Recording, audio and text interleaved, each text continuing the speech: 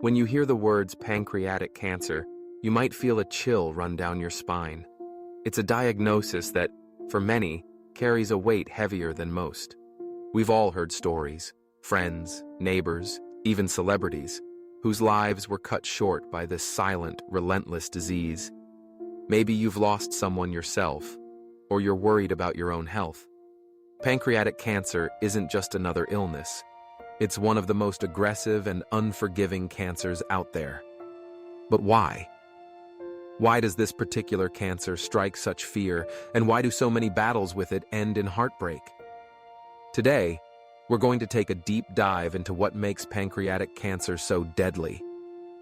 I want you to stick with me, not just for the science and facts, but because understanding this disease could save lives, maybe even yours or someone you love. Let's start at the very beginning. The pancreas is a small organ tucked deep in your abdomen, right behind your stomach. Most people don't give it a second thought. It quietly does its job, helping your body digest food and regulate blood sugar. You can't feel it. You can't see it. You probably never think about it until something goes wrong. And when something goes wrong with the pancreas, it often goes very wrong. Pancreatic cancer doesn't play by the rules. It hides in the shadows, growing silently for months or even years. By the time symptoms appear, the cancer has often spread far beyond the pancreas itself. This is one of the main reasons why it's so deadly. Early detection is incredibly rare. Unlike cancers of the breast, skin, or colon, there are no reliable screening tests for pancreatic cancer, no routine checkups that catch it early. The pancreas sits deep in your abdomen, surrounded by other organs, making it tough to reach, tough to image, and tough to biopsy. Most of the time, when someone starts feeling sick, pain in the belly or back, unexplained weight loss, jaundice, the cancer is already advanced. It's a cruel irony. The very location of the pancreas, which protects it from injury and infection, also protects the cancer from being discovered until it's too late. Now, let's talk about statistics. Sometimes numbers can tell a story more powerful than words. Pancreatic cancer is not the most common cancer, but it's one of the deadliest. According to the American Cancer Society in 2024, about 66,000 Americans will be diagnosed with pancreatic cancer, and nearly 51,000 will die from it. That's an astonishing mortality rate. In fact, pancreatic cancer is the third leading cause of cancer death in the United States, right behind lung and colorectal cancers. But here's the kicker. While survival rates for many other cancers have improved dramatically over the past few decades, the odds for pancreatic cancer remain stubbornly low. The 5-year survival rate hovers around 12%.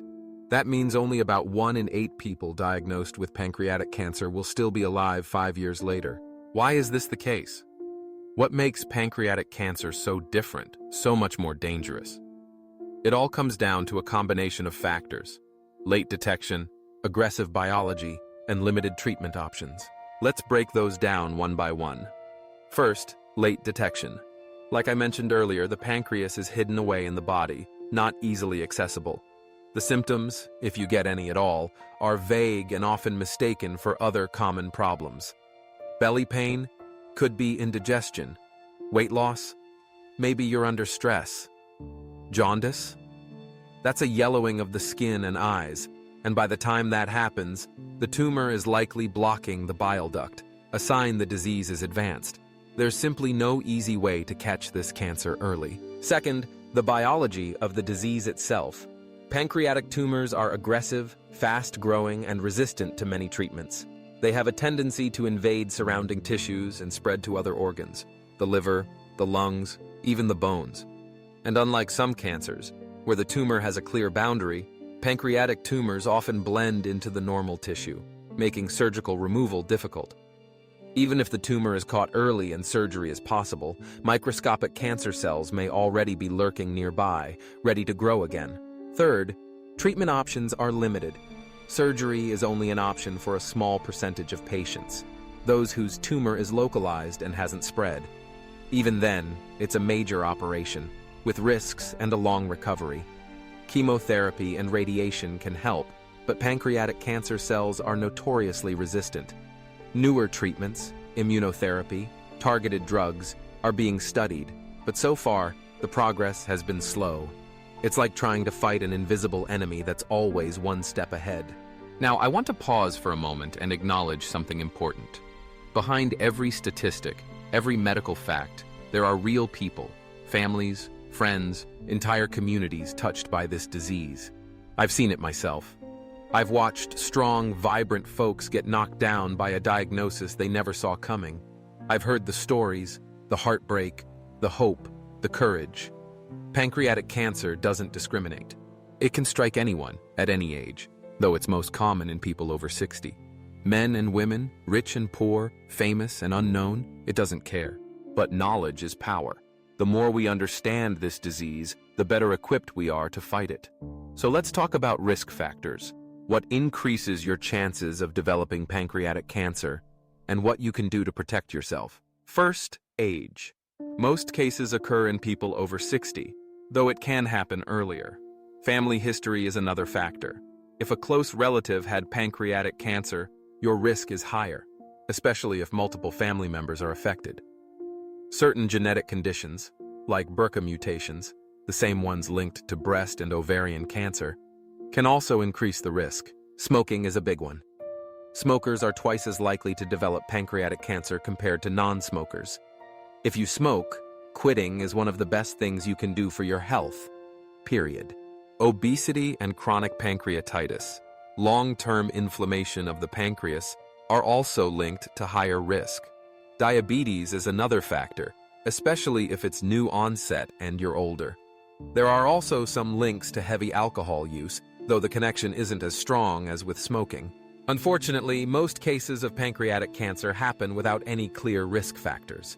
That's part of what makes it so tough. Sometimes, it just happens.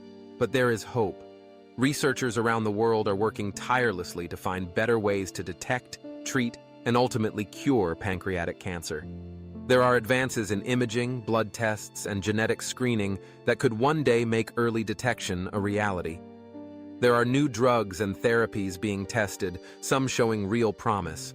Survivors and their families are raising their voices, raising funds, raising awareness. Every year, more people are living longer, living better, fighting back. It's not enough yet, but it's a start. For those diagnosed with pancreatic cancer, the road ahead can feel daunting. Treatment often involves a team, a surgeon, an oncologist, a nutritionist, maybe a counselor. Surgery, chemo, radiation, targeted therapy. The options depend on the stage of the disease, the patient's overall health, and the type of tumor. Some people are candidates for the Whipple procedure, a complex operation that removes part of the pancreas, the duodenum, the gallbladder, and sometimes part of the stomach. It's a tough surgery, but for some, it offers the best chance for long-term survival. Others may not be candidates for surgery, but there are still treatments that can help. Chemotherapy, sometimes combined with radiation, can shrink tumors, relieve symptoms, and extend life. Newer targeted drugs are being tested in clinical trials. Palliative care, focused on comfort and quality of life, is an important part of the journey. It's not giving up. It's making sure every day counts. Nutrition is a challenge for many pancreatic cancer patients.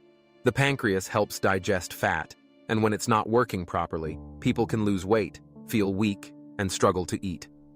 Doctors may prescribe enzyme supplements to help. Small, frequent meals, plenty of fluids, and working with a nutritionist can make a big difference. The emotional toll of pancreatic cancer is immense. Patients and families often feel isolated, overwhelmed, and scared.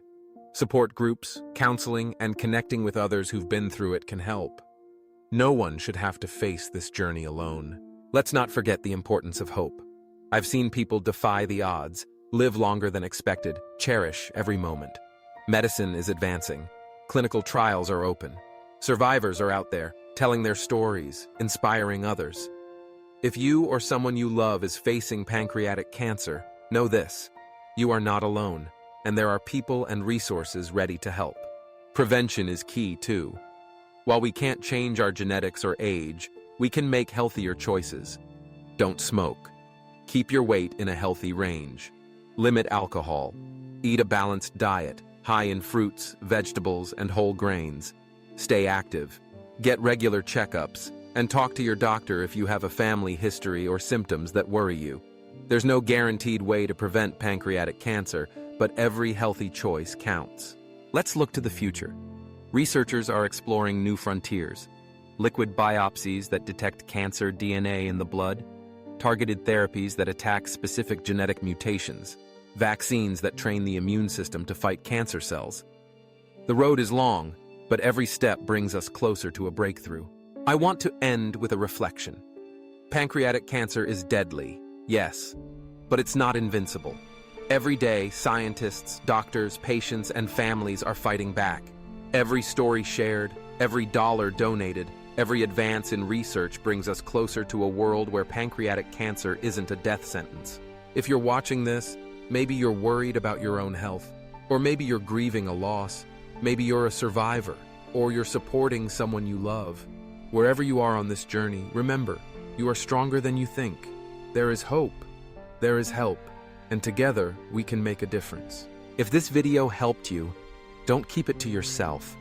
Subscribe now, leave a comment about your experience, and share this with a friend who might need it. Your story matters, your voice matters, and together we can raise awareness, support research, and bring hope to those who need it most. Thank you for watching, and take care of yourself and those you love.